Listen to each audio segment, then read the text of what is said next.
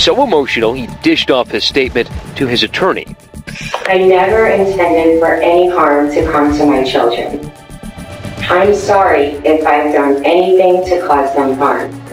His wife, Louise, seemingly full of regret. I pray for my children every day. I want to say again, I'm truly sorry. I am for everything I've done to hurt them. I love them more than they could ever imagine. The two were stoic as their sentences were handed down, 25 years to life, with the possibility of parole in 22 years.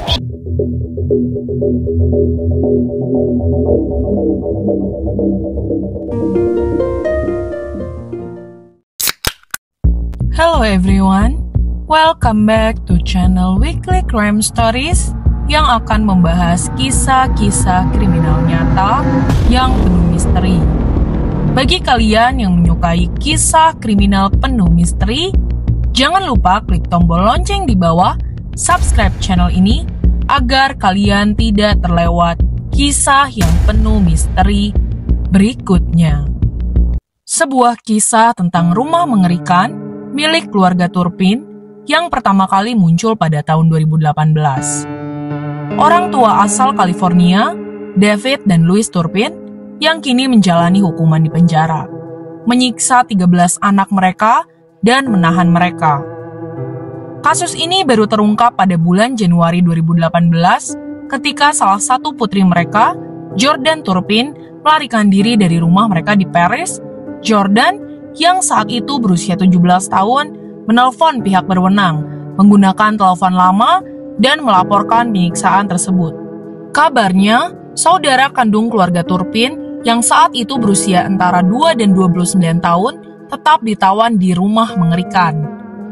David dan Louise memukuli dan membuat mereka kelaparan, merantai mereka ke tempat tidur, dan bahkan memasukkan mereka ke dalam kandang sebagai hukuman atas ketidakpatuhan. Pasangan itu mengaku bersalah atas lebih dari selusin tuduhan kejahatan pada tahun 2019. Dakwaan ini termasuk kekejaman terhadap orang dewasa yang menjadi tanggungan, serta kekejaman terhadap anak, penyiksaan, pemenjaraan palsu, dan masih banyak lagi.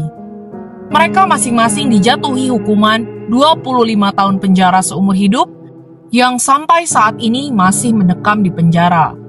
Media berita melaporkan bahwa hingga Februari tahun 2024, David Turpin menjalani hukuman di penjara negara bagian California di Corcoran. Petugas penjara mengkonfirmasi bahwa mereka memindahkannya ke fasilitas yang dirahasiakan karena masalah keselamatan dan keamanan. Di tempat lain, Louise Turpin sekarang berada di fasilitas wanita California Tengah. Menurut Departemen Permasyarakatan, mereka masing-masing menjalani hukuman 25 tahun penjara hingga seumur hidup.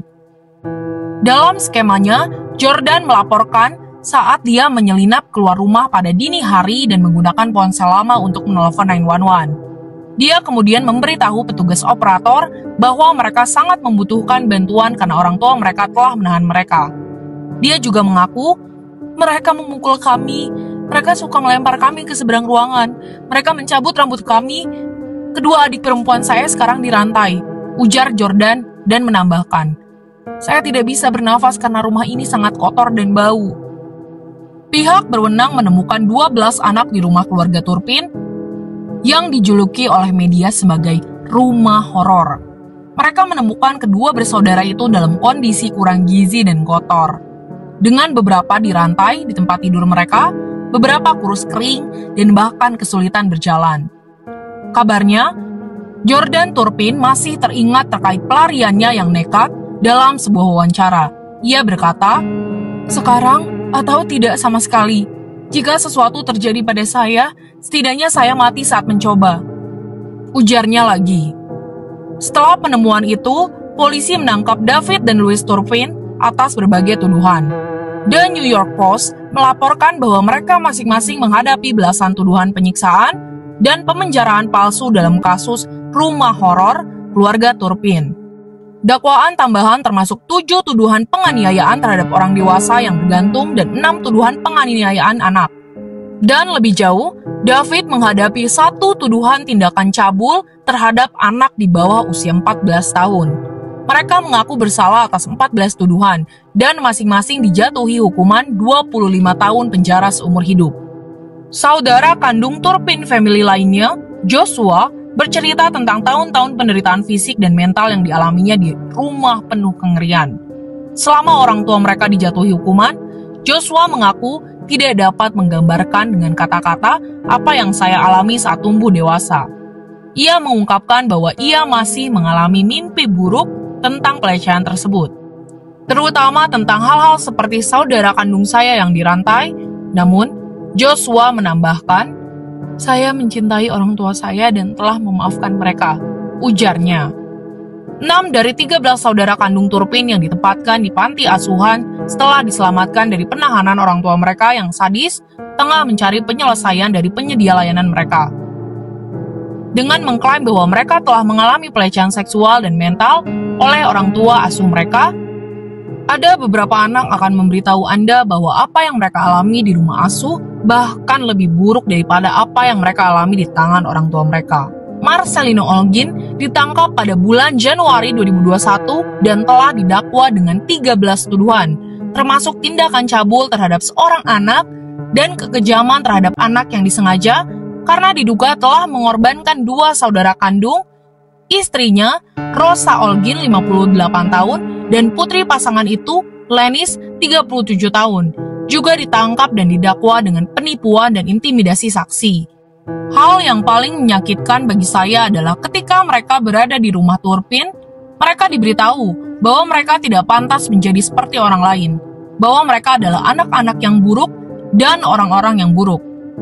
Namun, tidak diduga, keluarga angkat menggunakan hal itu untuk melawan mereka dan memperparah perasaan tersebut, dengan mengatakan kepada mereka, "Tidak ada yang menginginkanmu. Lihat apa yang dilakukan orang tuamu. Mereka benar, kamu bukan apa-apa."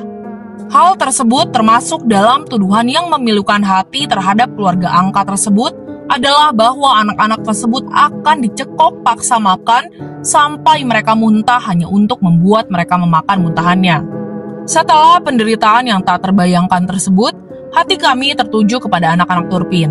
Kekuatan mereka dalam menghadapi kesulitan yang luar biasa merupakan bukti ketahanan jiwa manusia. Tidak seorang anak pun seharusnya menanggung apa yang mereka alami.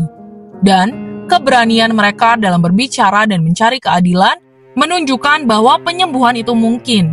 Bahkan setelah masa-masa tergelap, kami berdiri dalam solidaritas dengan mereka, berharap bahwa mereka menemukan kedamaian, dukungan, dan cinta yang telah lama mereka tidak rasakan. Semoga masa depan mereka dipenuhi dengan cahaya, kebaikan, dan kasih sayang yang sangat layak mereka dapatkan. Berikut adalah kisah pilu dan menyeramkan, sekaligus tragis, dari keluarga Turpin dan keluarga angkat yang menyiksa anak-anaknya yang sempat ramai pada waktu itu.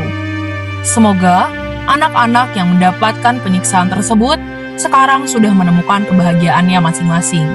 Anak merupakan buah cinta sekaligus titipan dari Yang Maha Kuasa yang harusnya kita didik dan kita jaga, karena mereka merupakan warisan kita di masa yang akan datang. Semoga masa kini sampai masa yang akan datang, kekerasan terhadap anak semakin berkurang, dan orang yang melakukan tindakan kekerasan tersebut mendapatkan hukuman yang setimpal. Bagi kalian yang menyukai kisah kriminal misteri seperti ini, jangan lupa klik like, komen, serta share dan subscribe channel ini.